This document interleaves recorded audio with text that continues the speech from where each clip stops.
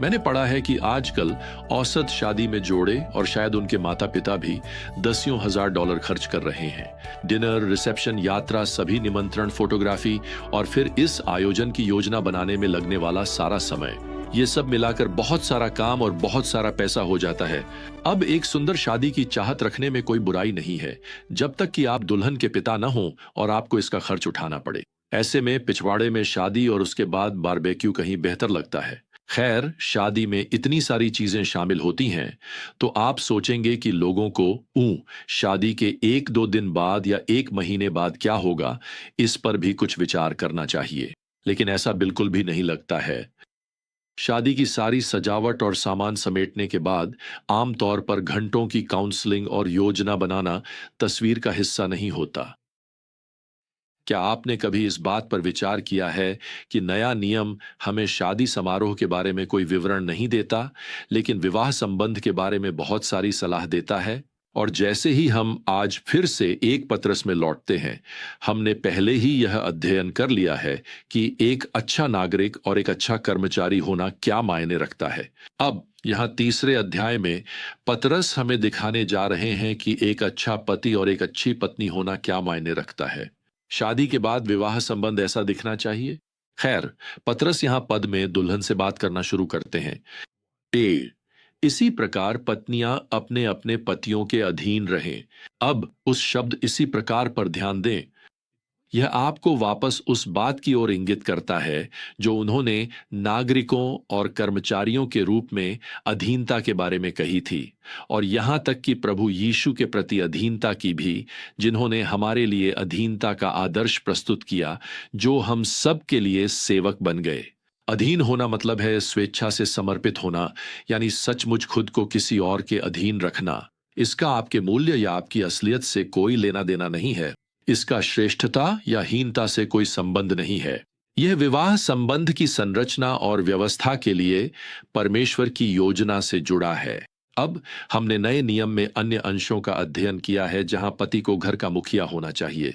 उसे तानाशाह नहीं, बल्कि एक चरवाहा होना चाहिए। उसे प्रेम पूर्वक अपनी जिम्मेदारी स्वीकार करनी है, क्योंकि अंततः उसे अपने चरवाहे जैसे नेतृत्व के लिए परमेश्वर को जवाब देना होगा। अब इस पत्र में आगे चलकर पतरस मंडली से कहेंगे कि वे अपने नेताओं के अधीन रहें। इसका मतलब यह नहीं है कि मंडली कम आत्मिक है या द्वितीय श्रेणी की है या निर्णय लेने में असमर्थ है। यह बस कलीसिया के लिए परमेश्वर की योजना है। क्या आपने कभी इस बारे में सोचा है? मंडली को कभी भी परमेश्वर के सामने खड़े होकर अपने पादरी के लिए जवाब नहीं देना होगा, लेकिन पादरी को यह जवाब देना होगा कि उसने कलीसिया की देखभाल कैसे की। ठीक इसी तरह घर में भी परमेश्वर की योजना है कि पति आत्मिक नेतृत्व प्रदान करने की जिम्मेदारी ले। पत्नी को एक विश्वासी सहायक के रूप में सेवा करनी है, और वैसे एक समझदार पति जल्दी ही यह समझ जाएगा कि उसकी पत्नी घर और परिवार को सुंदरता, देखभाल और व्यवस्था के साथ बनाए रखने के लिए हजारों फैसले लेने में सक्षम है। मैं आपको बताऊं, मेरी पत्नी और मैंने जुड़वां लड़कों और दो लड़कियों की परवरिश की है। हम एक हफ्ता भी नहीं टिक पाते अगर मैंने अपनी पत्नी को हमारे परिवार की देखभाल के लिए जरूरी सारी अधिकार, निर्णय लेने की स्वतंत्रता और आर्थिक आजादी न दी होती।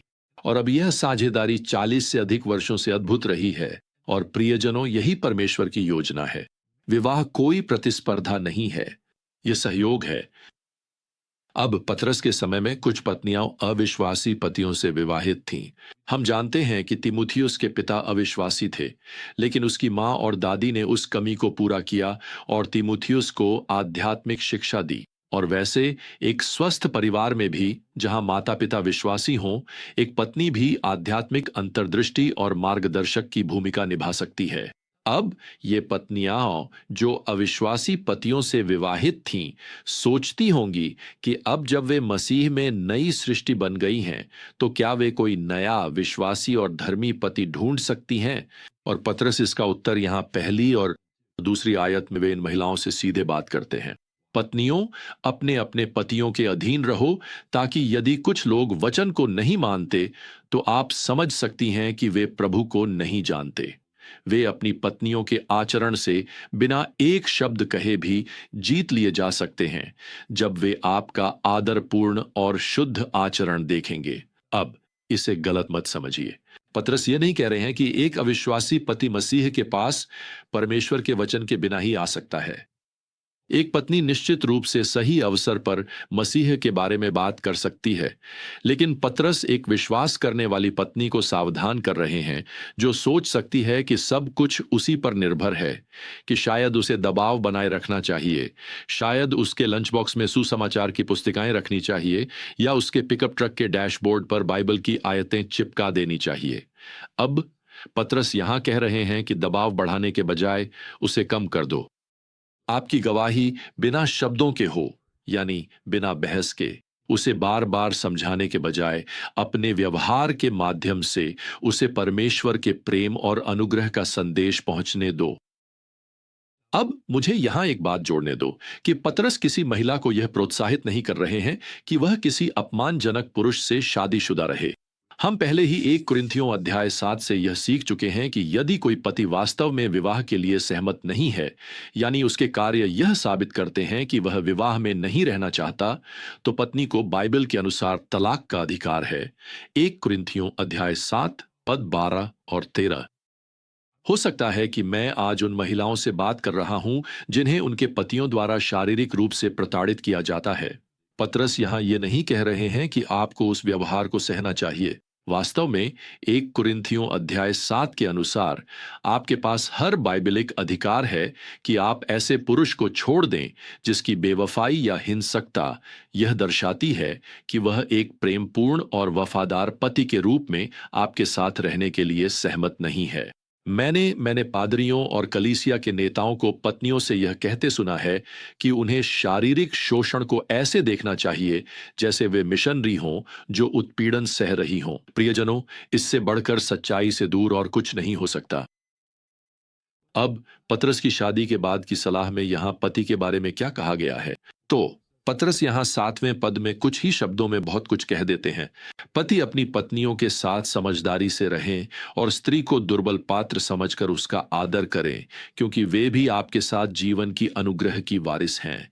अब पुरुषों, मैं आपको बता दूं, यह कोई सुझाव नहीं है। यह एक आदेश है कि पति अपनी पत्नी के साथ समझदारी से रहे, अर्थात वह उसके साथ अंतर्दृष्टि और विचारशीलता के साथ रहने का प्रयास करे।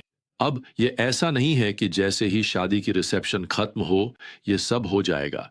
इसके लिए जीवन भर अध्ययन करना होगा, जीवन भर उसकी अनूठी चुनौतियों, उसकी इच्छाओं, उसकी जरूरतों को समझना होगा और फिर एक प्रेमी पति के रूप में उस ज्ञान के आधार पर उसे प्रोत्साहित करना और जीवन में उसका मार्गदर्शन करना होगा। यही अच्छा चरवाहापन है। ऐसा पति जीवन भर सम्मानित और आज्ञाकारी रहना बहुत आसान बना देता है। अब पतरस यहां 7वें पद में पतियों को एक चेतावनी भी जोड़ते हैं। वह कहते हैं कि अपनी पत्नी के साथ विचारशीलता और समझदारी से पेश आओ ताकि तुम्हारी प्रार्थनाएं बाधित न हों। दूसरे शब्दों में, एक पति जो विचारशीलता और सम्मान नहीं दिखाता, वह अपनी पत्नी के प्रति पाप कर रहा है और उसके द्वारा किया गया यह पाप वास्तव में परमेश्वर के विरुद्ध पाप है। खैर, परमेश्वर उस व्यक्ति की प्रार्थनाएं नहीं सुनेगा जो जानबूझकर पाप कर रहा है। मुझे आश्चर्य है कि कितने पुरुष शनिवार को अपनी पत्नियों का अपमान और अनादर करते हैं और फिर सोचते हैं कि वे रविवार को चर्च में आकर प्रार्थना कर सकते हैं। तो मैं आपको बता दूं, उनकी प्रार्थनाएं केवल खाली शब्द हैं जो पूरे प्रार्थना स्थल में गूंजती रहती है।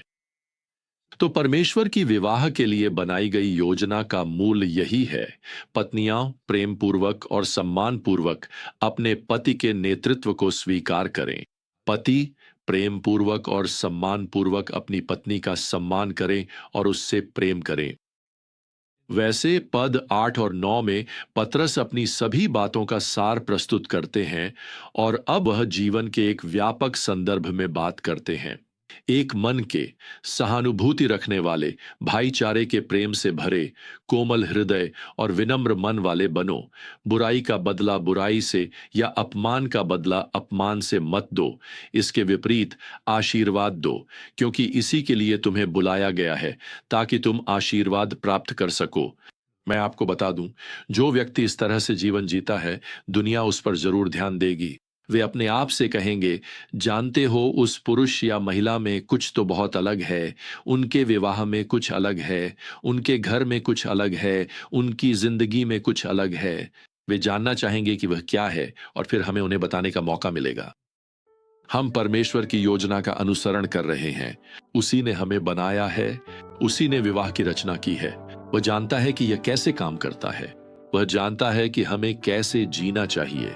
हम तो बस परमेश्वर की अद्भुत रचनात्मक जीवन योजना का अनुसरण कर रहे हैं। तो आइए आज हम ऐसे ही जीवन जी। तो अगली बार तक प्रियजनों, प्रभु यीशु मसीह का अनुग्रह, परमेश्वर का प्रेम और पवित्र आत्मा की संगति आप सभी के साथ बनी रहे। आमीन।